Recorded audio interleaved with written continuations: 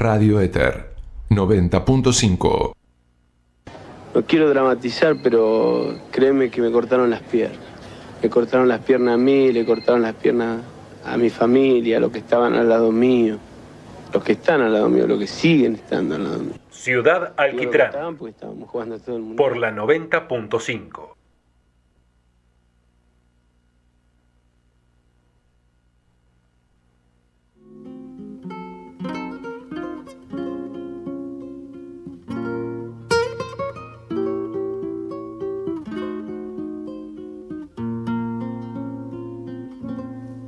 Gracias a la vida que me ha dado tanto, me dio dos luceros que cuando los abro, perfecto distingo lo negro del blanco y en el alto cielo su fondo.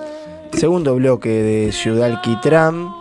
Escuchamos a la querida Negra Sosa, por supuesto, gracias a la vida. Tenemos a Diego Arturo en nuestro chat en vivo que dice: buen informe del muchacho, felicitaciones, un abrazo muy grande al Vasco que nos está escuchando desde la zona patagónica de la República Argentina. ¡Qué bien! Un crack, la verdad que siempre... Le mandamos un abrazo entonces. Siempre está presente. Mientras bien. Esperamos que se venga el Marto para Sí. hacer un poquito de aire con nosotros. Sí. ¿Cuál es la introducción de Mamá Antula que tenemos para hoy? O si no, comentar qué es Mamá Antula, Ceci. Bien. Bueno, vamos a arrancar cuándo nació, ¿no? Dale. O sea, vamos a ubicarnos primero en un poco el contexto para después entender un poco lo significativo, lo relevante que es su historia para llegar a ser santa. Es la primera santa laica argentina. Bien. El año pasado, o sea, fue cuando tuvo la santidad y la hizo, o sea, el Papa Francisco. Bien. Así que bueno, está bueno que eso. Está bueno decirlo también. Sí, está bueno decirlo que el Papa Francisco estuvo ahí con estas cuestiones de los procesos de investigación de las personas que realizan milagros o que tienen una vida, ¿cómo fue que dijo? Una vida... No, una vida que sea, claro, una vida que sea considerada ejemplar, como ejemplar. claro, sí. Creo que utilizó otro concepto, pero bueno, por Puede ahí. ser. Bueno, Mamá Antula nace el 11 de febrero de 1730. 1730, bien. 1730, que es el momento, o sea, de... estábamos con la colonia, o sea, española, o sea, el virreinato y todas esas cuestiones. Sí. Y en ese momento ella nace, o sea, como si hoy estuviera en la zona, o sea, de Santiago del Estero. Porque Bien. obviamente que no estaba dividido como lo tenemos dividido ahora, ¿no? Claro, sí, era otro territorio nacional. Tal cual. Ella viene de una familia, o sea, pudiente, o sea, es una... No es que su necesidad de acompañar a los otros era por la carencia, sino que ella, la verdad es que tenía una buena posición económica. Pero bueno, ella sintió un profundo llamado para servir y bueno, y compartió ahí, empezó sus primeras actividades. A los 15 años se hizo, ¿cómo se llama? Se consagró como laica, pero tomó el nombre de María Antonia de San José. Bien. Y el nombre, o sea, de Mamá Antula surge porque mamá es como una cuestión, o sea, de cuidado, o sea, de protección, o sea, de persona, o sea, que uno se le acercaba a hablar con ella y que ella cuidaba y contenía. Y Antula un sinónimo, o sea, de Antonia, o sea, una reducción, o sea, de Antonia. De Antonia. Sí. Bien. Así que bueno, su misión... Para que me voy a correr solo un poquito para acá. Fue vincularse plenamente, o sea, con toda la campaña, o sea, del ejercicio de los jesuitas en Claro. ese momento, antes de que los expulsen. Claro.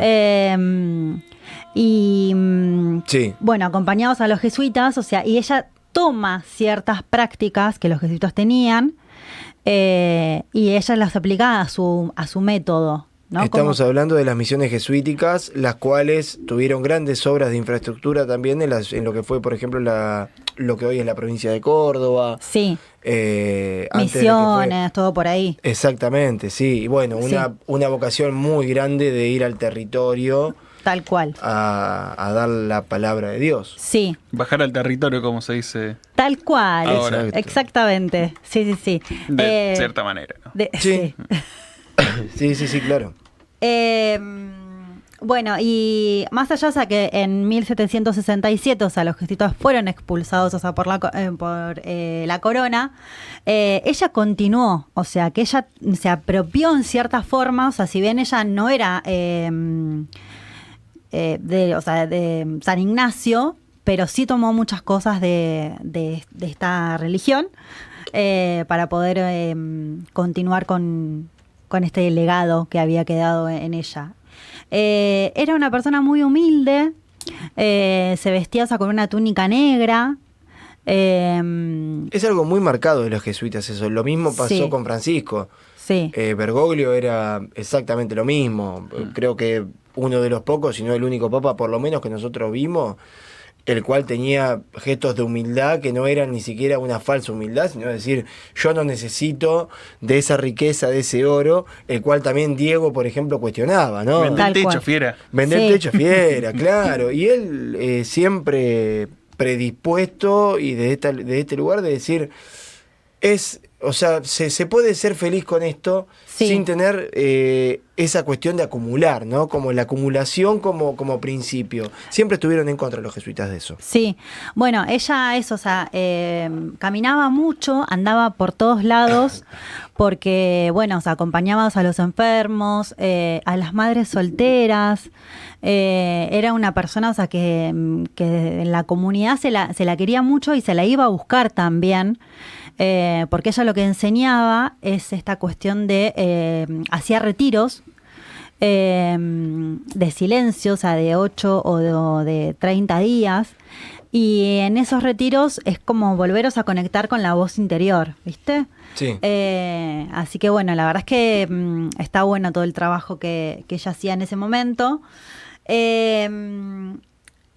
Otra de las cosas, era muy culta, o sea, era una persona, o sea, que había estudiado mucho y muy leída. Ella le escribió, o sea, cartas a la corona, o sea, para que la permitan, o sea, continuar con todo esto, porque estamos hablando, volvemos de nuevo, en el 1700, una mujer, o sea, que es laica, o sea, que no tenía, o sea, el respaldo, o sea, de la iglesia, que continúe con esta cuestión, o sea, de multitudes donde ella iba y de organizar estos encuentros y de la meditación, de la oración, de encontrarse, o sea, con uno mismo. La verdad es que me hizo acordar mucho a los retiros espirituales de ahora, ¿no? Esta cuestión, o sea, tal vez más del yoga, o sea, como... Sí. del mindful, o sea, como de conectar con ese interior y saber que las respuestas no están afuera, sino están adentro. Sí, también sabiendo esta cuestión de que siendo una mujer laica, Sí, sin formar parte del clero, no solamente que, bueno, en época de colonia, lo que eso significaba, Tal cual. y encima mover multitudes. sí, Era seguramente muy, muy problemático para ella y también para la iglesia. sí, sí. O sea, como las malditas, como los malditos y las malditas de la iglesia católica. Claro, o sea, como... Por eso me surgía recién la pregunta, ¿no? De cómo se llega a investigar, o sea, a los laicos y que puedan pasar, o sea, por todo el proceso para después consagrarse santos. Yo creo que llega un momento, como decía Agustín, que tiene que ver con esta cuestión de que es de abajo para arriba. Hay algo que pasa con el gaucho, que ya lo vamos a estar tocando en el próximo bloque seguramente, Sí, que para lo que es el orden eclesiástico no es una vida la cual sea para resaltar, la del gaucho. Ahora, ¿qué pasa cuando es inevitable y de abajo para arriba el pueblo mismo lo reconoce? claro. Te podés o hacer el boludo, que es lo que pasa muchas veces, o mínimamente dentro de lo que son los estamentos de la Iglesia Católica, decir, acá hay algo. Que es como hacer el llamado a la reivindicación de los más comunes. Claro. Claro. Bueno, es que tiene que ver también con eso, ¿no? De decir, bueno, tanto Mamá Antula como el Gaucho, como también San la Muerte, que vamos a hablar un poco, que obviamente no está avalado bajo ningún punto de vista, que bien como estamos desde acá, que no está aceptado por la Iglesia Católica, pero bueno, lo mismo puede pasar con la difunta Correa, Sí. de que cuando hay una vinculación entre lo pagano, porque es más cercano a Claro. nosotros. Sí, Su vida, su ejemplo, también lo que pueden ser sus errores para lo que es la Iglesia Católica, y decir, bueno, yo me siento más cercano. ujú, Que con Jesús pasa lo mismo. Lo que pasa es que con Jesús hay un mensaje de una divinidad y una pureza, la cual no existía. O sea, Jesús fue, o sea, su novia era una prostituta, su madre una madre soltera, que fue adoptado por José también él. El reino de los cielos, que es el reino de Dios, que es la riqueza del reino de Dios, son los pobres, son los desposeídos, son los leprosos, lo que el gran sistema y el imperio romano dejaban de lado. tal cual. Pero bueno, hay una cuestión también con el pensamiento mágico que se ha querido meter. ¿Viste? No es que agarraron y se partieron las aguas en dos. No, Agarraron no, y- estaba baja la marea, ¿viste? Con la multiplicación de los panes y peces, se partieron. Muchacho, no es que hizo así con una varita, o igual de un Leviosa. ¿Por ¿no? qué no crees en ese milagro? Yo creo en ese milagro, pero ese milagro es solidaridad. Bueno, porque Mamá Antuna, una de las cosas que tiene es que, bueno, ella, o sea, pedía, o sea, limosnas para poder, o sea, compartir, o sea, entre las personas que lo necesitaban. Y cuentan la historia de que en un momento, o sea, era todo muy escaso y no había recursos. Y que el pan se empezó a multiplicar, o sea, y que no se sabía cómo esa ayuda se multiplicaba. Como que ahí es donde empiezan a ver como esta cuestión de, obviamente, solidaridad, porque empieza a haber, o sea, más caridad, o sea, empieza a haber, o sea, más entrega, o sea, la limosna, o sea, empiezas a hacer desde otro lugar. Sí, que es solidaridad y no limona, que es lo que te sobra, sino que es lo mejor que tenés. Otro Claro, concepto. sí, tal cual, otro concepto. Igual hay milagros, ¿eh? O sea, puede pasar que se haya multiplicado. No creo en el caso de Jesús. Si en el caso de Mamá Antuna, seguramente. ¿Por qué con Jesús no? Porque con Jesús considero que hay algo envuelto, fundamentalmente hecho por las iglesias católicas y los colegios católicos, que tienen que ver con esta cuestión de lo mágico para alejarlo de lo que tiene que ver también con la realidad nuestra, que se partieron cuando convierte el agua en vino, Sí, por ejemplo. No es que hizo así y convirtió el agua en vino. También se repartió el vino. Lo mismo puede pasar cuando hablamos de un milagro. Cuando hablamos de un milagro, hay algo de mágico o algo que nos excede a nosotros. No es algo Claro. mágico, nos excede.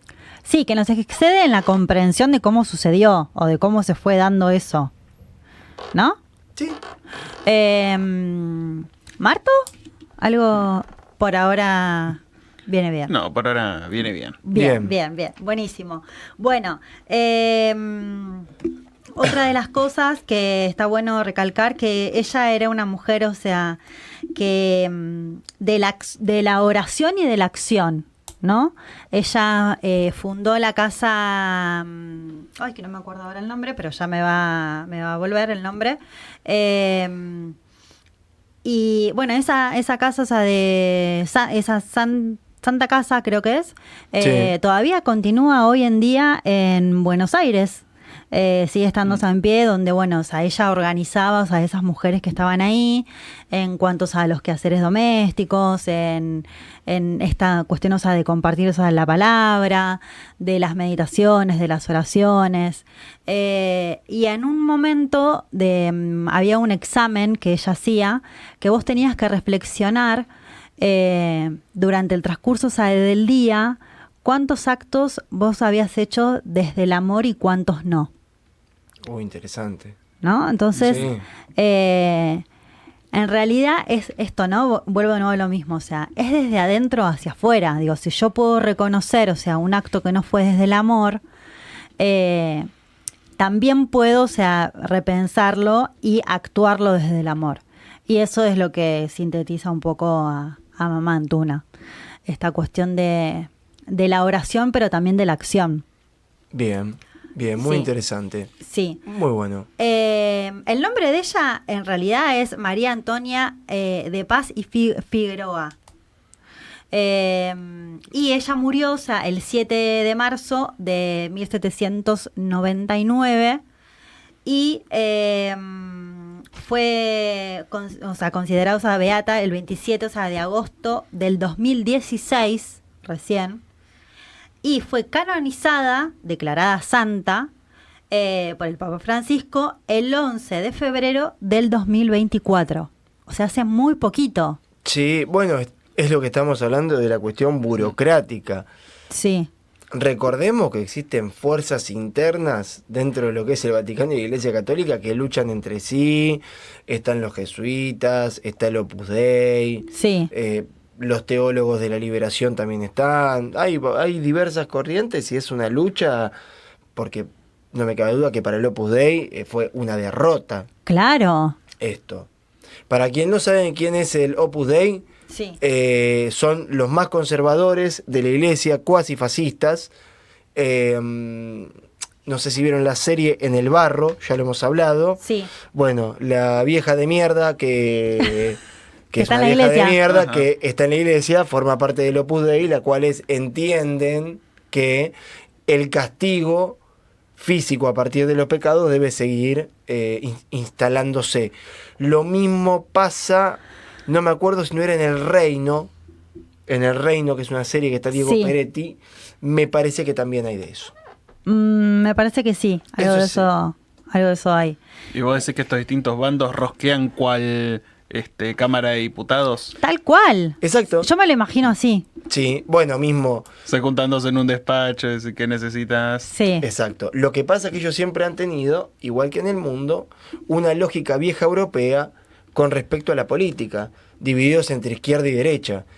Llega Francisco es peronista, Sí. y el tipo rompió con todo eso. No solamente que rompe con todo eso, sino que el tipo logra establecer una línea de continuidad a partir de León XIV. Claro. O sea, es una línea de continuidad.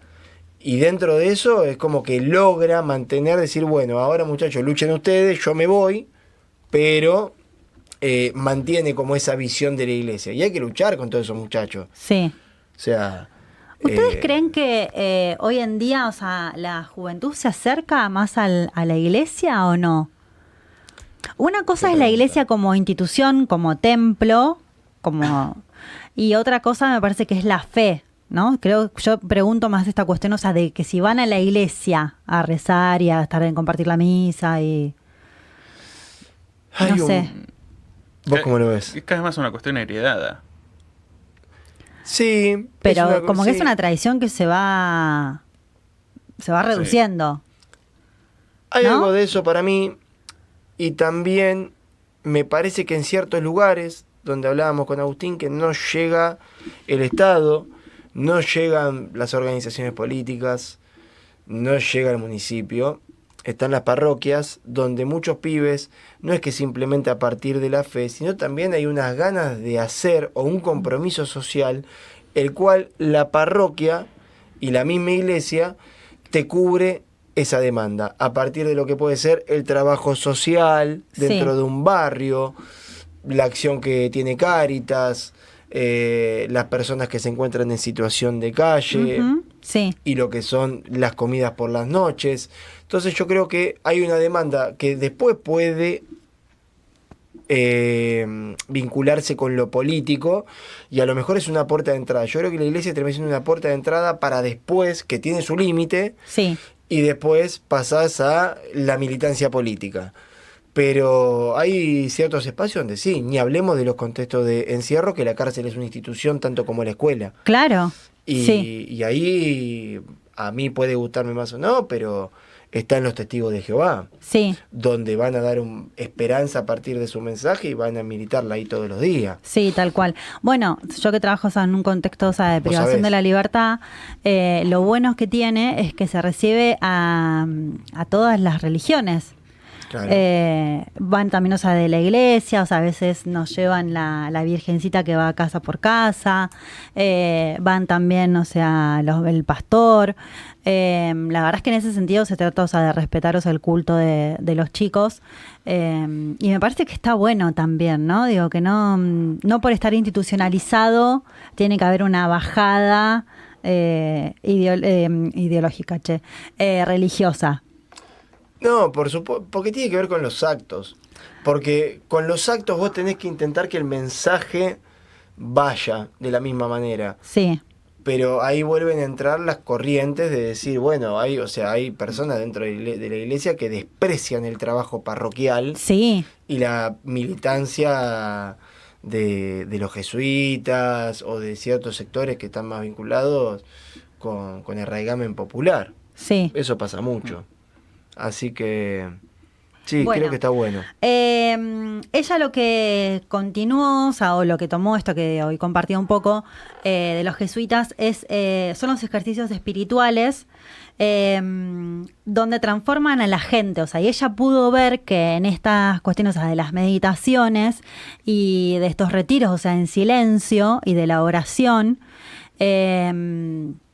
ahí es donde uno se podía repensar desde qué lugar quería actuar. Y a ella se la define como libre, fuerte, femenina y profunda. Bien. Linda definición. Linda definición, sí. ¿Qué más les puedo contar? ¿Qué más tenés? ¿Qué por más ahí? tengo? Bueno, esto, o sea, lo de las meditaciones que te lo dije recién. Esto, o sea, el examen diario era revisar, o sea, el día, ver cuántos actos desde el amor y cuántos no tuviste. Sí. El agradecer y el pedir luz para meditar, ¿no? Para encontrarse con eso que hoy también un poco decías, ¿no? Con esta parte oscura que tenemos con nuestro ego que a veces nos devora y no podemos tener esta mirada solidaria o contemplativa, ¿no? Con un otro. De misericordia. Claro, de misericordia, sí. Bien. Así que bueno, eso fue un poquito, muy breve, porque la verdad que la historia es muy larga. Pero bueno, me parecía importante, primero, o sea, que fue con el Papa Francisco donde se santificó. Y segundo, que es la primer mujer laica argentina que llega a esta instancia. Claro, es ¿no? que sí, es increíble, también muy bueno que un papa argentino haya logrado dentro de la Iglesia Católica Sí. que sea reconocida por su labor. Claro. Porque tiene que ser reconocida, porque su labor fue muy importante para la comunidad. Tal cual. Y ella siguió siendo siempre muy humilde, es más, no tenía bienes. No tenía nada, todo lo que tenía era lo que distribuía, o sea, en las personas que lo necesitaban. Y ella muere joven, muere a los 69 años. En ese momento, o sea, no están los diagnósticos como están ahora, o sea, la medicina era otra. Sí. Pero bueno, empiezas a levantar fiebre y se cree, se estima, o sea, por todo lo que se comentó en ese momento, que tenía alguna infección, o sea, en las vías respiratorias. También ella caminaba más de 4 kilómetros, o sea, por día, o sea, caminaba un montón y hacía todo a pie, muchas veces estaba descalza. Claro. Entonces, eso, o sea, no había mucho recurso y ella era una militante, o sea, de llevar esto, ¿no? El corazón, porque me parece que es súper importante desde el corazón hacer todo este tipo de cosas, de ayudar a un otro, de caminar, de escuchar, de acompañar. Así que bueno, por ahí anda Mamá Antula. Perfecto, bueno, muy bien. Tuvimos a Mamá Antula en este segundo bloque. Vamos a una tanda, Marto. Vamos a ir a una tandita y enseguida volvemos. Y en el bloque que viene volvemos con este tema. Dale. Así que enseguida volvemos con más Ciudad Alquitrán.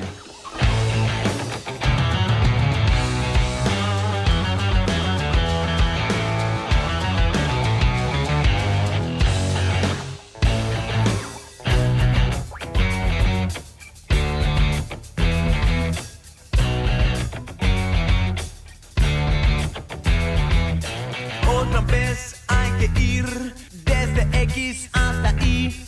Otra vez hay que ir desde acá hasta ahí. Otra vez hay que ir a sembrar y parir. Salimos a existir.